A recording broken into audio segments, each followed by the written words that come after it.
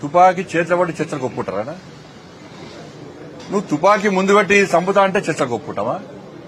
దేని గురించి చర్చలు దేని గురించి? తుపాకీ చేతిలో గురించి చర్చలు జరిపే ప్రభుత్వం అది కాదు. ఇవాళ మొన్న లొంగిపోయారు, చాలా పెద్ద పెద్ద నాయకులు లొంగిపోయారు. వాళ్లకు ఎక్కడైనా ఇబ్బంది కలిగించినమా? వాళ్లతోని సంబంధిత అధికారులు కేంద్ర ప్రభుత్వం వారితో చర్చలు జరుపుతూనే ఉన్నది. మీ ఆలోచన ఏంది? మీ సిద్ధాంతం ఏంది? మీరు ప్రజలకు ఏం చేయాలనుకున్నారు?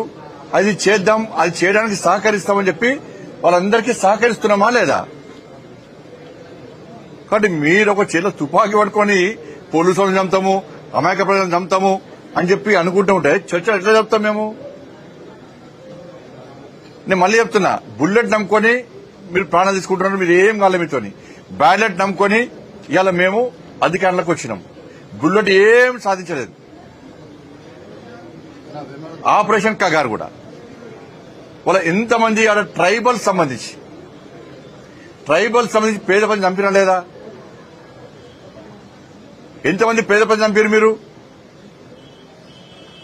చర్చ జరిపేది ఎవరు? అర్బన్ నక్సల్స్ అంటున్నారు. అర్బన్ నక్సల్స్ ఏం చేస్తారు ఇవాళ? ఒక అర్బన్ నక్సల్స్ కుటుంబ చరిత్ర చూడండి.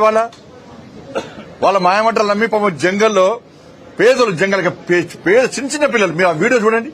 పేద పిల్లలు వాళ్ళకి ఏం అమాయక పిల్లలను పట్టుకొని వాళ్ళకి లేనిపోయి నూరు శిబిరం పట్టణాలల్లో జల్సాలు చేస్తారు మీ కుటుంబ సభ్యులతోని.